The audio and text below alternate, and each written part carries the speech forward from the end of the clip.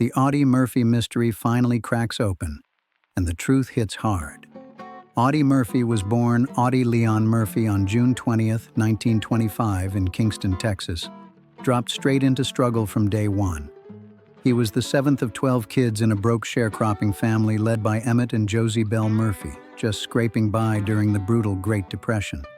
His father walked out early, leaving chaos behind, and when Audie was only 16, his mother passed away, flipping his world upside down fast. Left orphaned with just a fifth-grade education, Audie had no safety net at all. He quit school and hustled non-stop, taking whatever work he could find just to keep his younger siblings fed and together.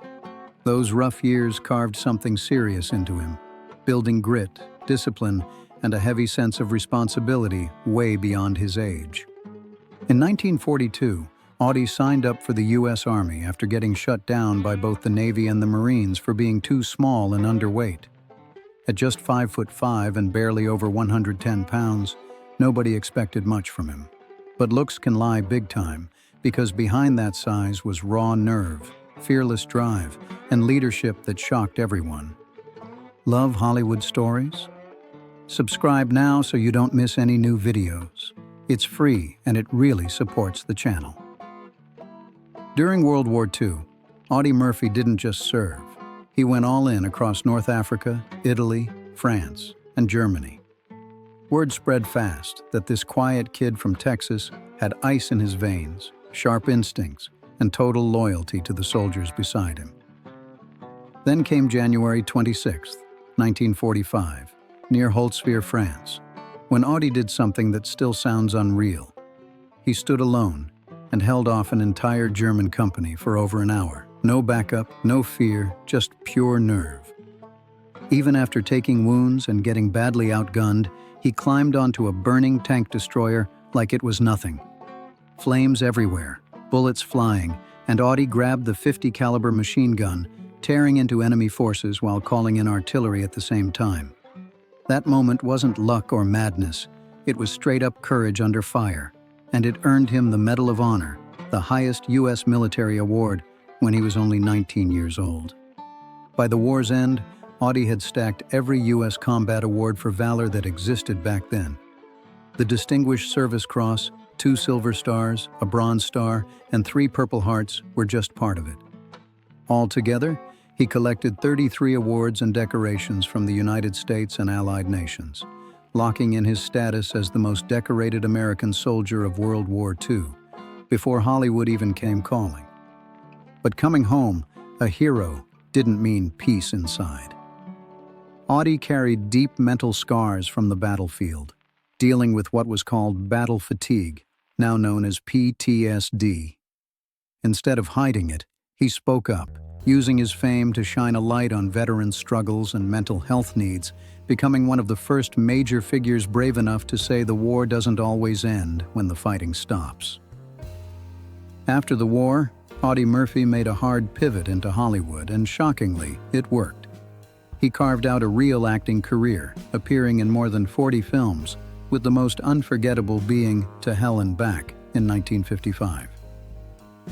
The movie was based on his own memoir, and in a rare move, Audie played himself, reliving his real-life battlefield moments right in front of the cameras, no filters, no fake heroics, just raw truth. The film exploded at the box office and locked in his double image as both a real war legend and a certified movie star. Even with all that success, Audie never acted like some big Hollywood shot. He mostly stuck to westerns and war films, but he stayed humble, always saying he was just doing a job, not chasing awards or praise. Off-set, Audie surprised people again by jumping into songwriting. He wrote several country and western tracks, and this wasn't just a hobby move. Big-name artists like Dean Martin and Charlie Pride recorded his songs, proving his talent didn't stop when the cameras cut. In 1957, Audie landed a standout role as the Utica Kid in the classic Western Night Passage, sharing the screen with legends James Stewart and Dan Duryea. Holding his own next to icons was no small feat, and this role stamped him as a real force in the Western genre, not just a former soldier playing dress-up. Then came 1959, a breakout year that kept Audie everywhere. He starred in 3 different westerns back-to-back, each one showing a different side of him, from tough and gritty to quiet and innocent. One of those films paired him with Sandra Dee, and their on-screen chemistry had audiences locked in, proving Audie Murphy was more than a hero story. He was a box office draw. Murphy didn't just play innocence meeting danger on screen, he helped shape it behind the scenes too. While most people weren't paying attention, he quietly stepped into a bigger role in Hollywood, working as an uncredited co-producer on the stark black-and-white drama Cast a Long Shadow. Teaming up with respected director Jack Arnold, this move showed Audie wasn't just memorizing lines anymore. He was learning how the whole machine worked. Then came No Name on the Bullet, and that's when critics really sat up straight. Audie shocked everyone by playing a cold, hired killer, flipping his clean-cut image on its head. The film was tense, moody, and sharp, and his performance had layers people didn't expect from him. Reviews poured in, praising the atmosphere and Audie's intensity, officially proving he could carry a Western without leaning on his war story. Audie didn't stop at movies either. In 1960, he slid smoothly into television, starring alongside the legendary Thelma Ritter in an episode of Star Time called The Man. His calm presence and natural charisma worked just as well on the small screen, pulling in a whole new audience and showing he wasn't stuck in one lane. Outside of acting, Audie's sense of duty stayed loud and clear. In the early 1960s, he backed the U.S. Army's The Big Picture TV series, not just showing up, but becoming a trusted public face for the military.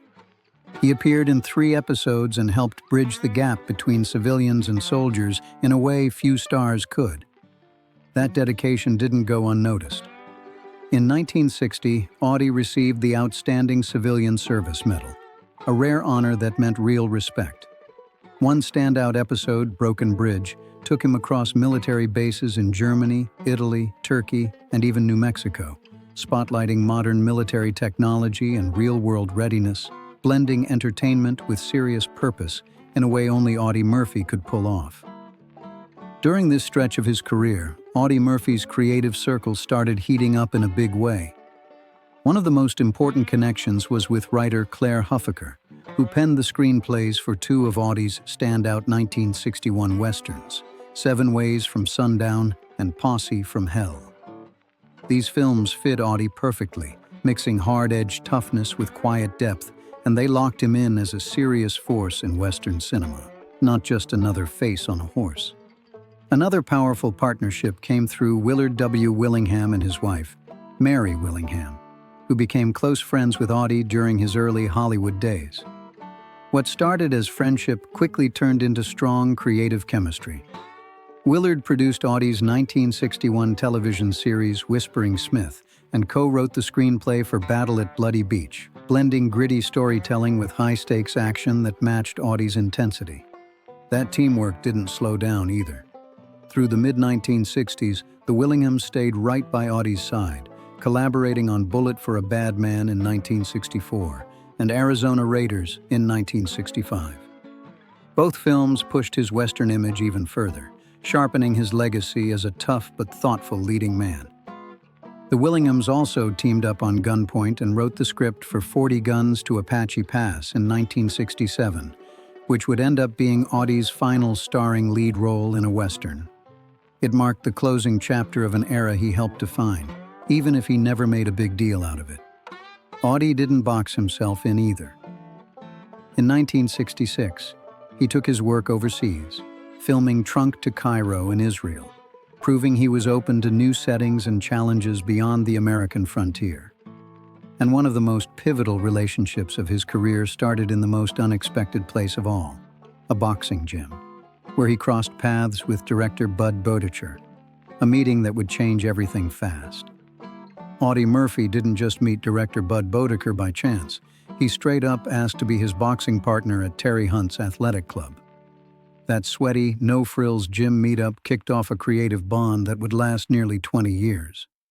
What started with punches and footwork quickly turned into trust, respect, and big-screen plans that moved fast.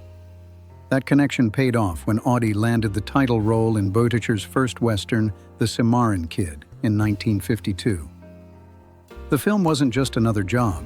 It laid the groundwork for a long-running partnership built on grit, loyalty, and shared vision. From that point on, their names became linked in ways fans didn't forget. The bond held strong all the way to the end. In 1969, Buttigieg wrote A Time for Dying, which became Audie's final film, a heavy, emotional, full-circle moment for both men. They even had plans lined up for 2 more projects, A Horse for Mr. Barnum and When There's Something to Do. But those films never made it off the page, leaving fans stuck wondering what could have been. Off camera, Audie's personal life was just as intense and complicated as his career. In 1949, he married actress Wanda Hendricks, a rising Hollywood name who had already built a strong resume through the late 1940s and early 1950s. Their relationship instantly drew media attention, mixing Audie's war hero status with Wanda's growing fame. But behind the spotlight, things weren't smooth at all. Despite the glamour and headlines, their marriage faced real strain, pressure, and emotional weight. It was another reminder that Audie Murphy could survive battlefields and box office hits, but peace in real life was a much harder fight. Hollywood pressure hit Audie Murphy from every angle, and it didn't let up. The spotlight, the non-stop expectations, and his ongoing struggle with PTSD from the war slowly wore his marriage down. Add the strain of living a public love story, and the cracks became impossible to hide. After 2 tough years of trying to hold it together, Audie and Wanda Hendricks officially divorced in 1951, closing a chapter that mixed real emotion with non-stop headlines. What happened next shocked even Hollywood insiders. Just 4 days after the divorce was finalized, Audie remarried. This time, he chose Pamela Opal Lee Archer, a former airline stewardess with a calm, grounded energy that couldn't have been more different from the chaos he'd been living in. She wasn't about flash or fame, and that difference mattered more than anyone realized. Audie and Pamela's relationship moved fast, and that speed said a lot. He wasn't chasing drama anymore.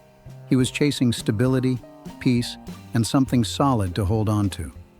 With Pamela, he found steady support when his personal battles were at their loudest, and for the first time in a long while, life felt a little more balanced. Together, Audie and Pamela built a family that became the anchor of his later years. They welcomed 2 sons, Terry Michael and James Shannon, and fatherhood gave Audie a deeper sense of purpose outside the screen and battlefield. Terry Michael, born in 1952, would later step into the entertainment world himself, continuing the family's Hollywood connection. Their younger son, James Shannon, grew up with the weight of his father's legacy always nearby. Both boys were raised knowing the achievements, sacrifices, and struggles that shaped their dad's life. Unlike his first marriage, Audie's union with Pamela lasted, giving him more personal happiness, real support, and a sense of home he had spent a lifetime searching for. Pamela's role in Audie Murphy's life went way deeper than just being his wife. She became his anchor, his safe place, the one person who helped him breathe through the crushing weight of fame, war trauma, and non-stop public pressure. Audie carried chronic pain and emotional scars from combat every single day, but his family stayed solid, holding him steady when things got heavy. Having his sons around and a calmer, more grounded marriage with Pamela gave Audie something he hadn't known much before: real balance. It was a sharp contrast to the chaos of his earlier years and brought him a rare sense of peace and normal life, even if it never fully erased what he carried inside. But for decades, the final chapter of Audie Murphy's life has been wrapped in mystery. The death of one of America's most decorated World War II heroes and beloved Hollywood stars left behind questions, whispers, and theories that refused to fade. Fans, family, and historians all kept asking the same thing: what really happened? Everyone knew the rise, the Texas farm boy who became a battlefield legend and a box office name. What nobody could fully explain was the day his story ended. That unanswered moment haunted people for years, with confusion lingering long after the headlines faded. Now, new evidence and investigative breakthroughs have finally cracked the case open. But the truth isn't comforting at all. It's darker, colder, and far more unsettling than anyone expected. For a long time, the official explanation sounded simple enough. On May 28, 1971, Audie Murphy died in a tragic plane crash on Brush Mountain near Catawba, Virginia. He was traveling in a small twin-engine Aero Commander when the aircraft went down in bad weather, flying low through dangerous mountain terrain. That was the story everyone was given, but it wasn't the full picture. Not even close. Official reports said the crash came down to pilot error and brutal visibility, a tragic accident that took Audie Murphy's life at just 45 years old. On paper, it sounded clean and final. But almost immediately, doubts started buzzing, fed by Audie's complicated past, his well-known PTSD from the war, and quiet whispers that his life hadn't exactly been simple or free of tension. Rumors spread fast and loud. Some people pushed conspiracy theories, claiming intelligence agencies were involved, saying Audie supposedly knew sensitive information from his time around powerful Hollywood and government circles. Others floated stories about payback tied to private business conflicts or shadowy figures who didn't want him talking anymore. None of it came with proof, but the talk wouldn't die. Those theories stuck because too many details didn't sit right. Why was the plane flying so low over dangerous mountain terrain? Why did accounts from those connected to the flight seem inconsistent? And why were certain key pieces of wreckage never clearly accounted for at the crash site? Questions piled up, and answers stayed thin. For decades, those gaps kept the mystery alive. Every new retelling added another layer of suspicion, another reason people felt something was missing. The lack of clear explanations kept fans and researchers digging, replaying the final moments over and over in their minds. Audie's family strongly rejected any claims of foul play, standing firm that it was a heartbreaking accident and nothing more. Still, without solid evidence to shut the door completely, doubt lingered in the background. That unanswered tension cast a long shadow over Audie Murphy's legacy, leaving many to wonder if his story ended not just in tragedy, but in something far more unsettling. Recently, a group of independent investigators reopened the crash with fresh eyes, driven by modern forensic tech and newly declassified government files. Using tools that didn't exist back then, they re-examined wreckage fragments, flight data, and weather reports, and what they claimed to have found raised serious red flags. According to their analysis, the evidence pointed not to simple error, but to the possibility of deliberate interference rather than a random accident. The team reported signs they described as unusual tampering within the aircraft's control systems. Wires appeared cut or rerouted in ways they said didn't match normal crash damage. On top of that, new interviews surfaced from witnesses and retired officials who had stayed silent for decades, suggesting Audie Murphy may have been monitored in the months leading up to the crash. One whistleblower, speaking out after years of silence, claimed Murphy may have stumbled onto sensitive information tied to covert government activity. According to this account, that knowledge allegedly made him a risk to powerful interests. The whistleblower painted a dark picture, describing what they believed was a coordinated effort to make his death appear accidental while quietly shutting him down for good. If these claims hold weight, the implications are chilling.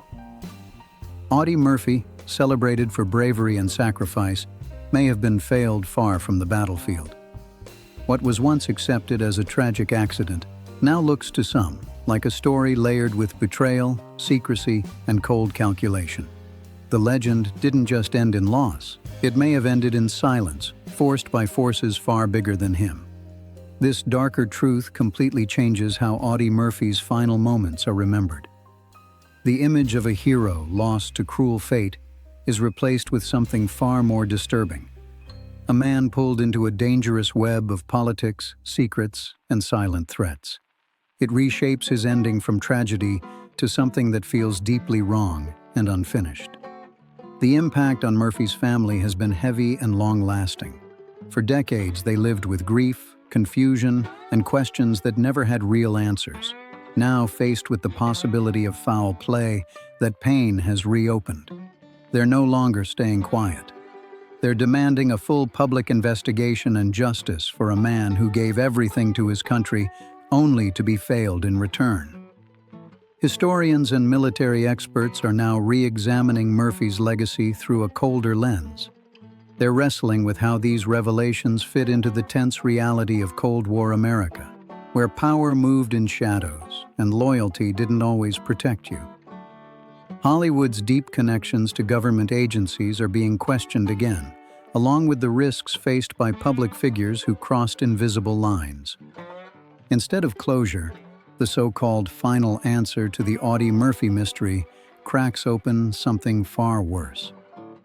It raises unsettling questions about trust, control, and betrayal at the highest levels. What was once believed to be a simple, heartbreaking accident now stands as a chilling reminder that even heroes aren't safe from forces operating far beyond the battlefield. The full truth behind Audie Murphy's death may never be completely uncovered, but what has finally surfaced casts a long, dark shadow over his legacy. And one thing is painfully clear: this ending is not the heroic peace anyone hoped for.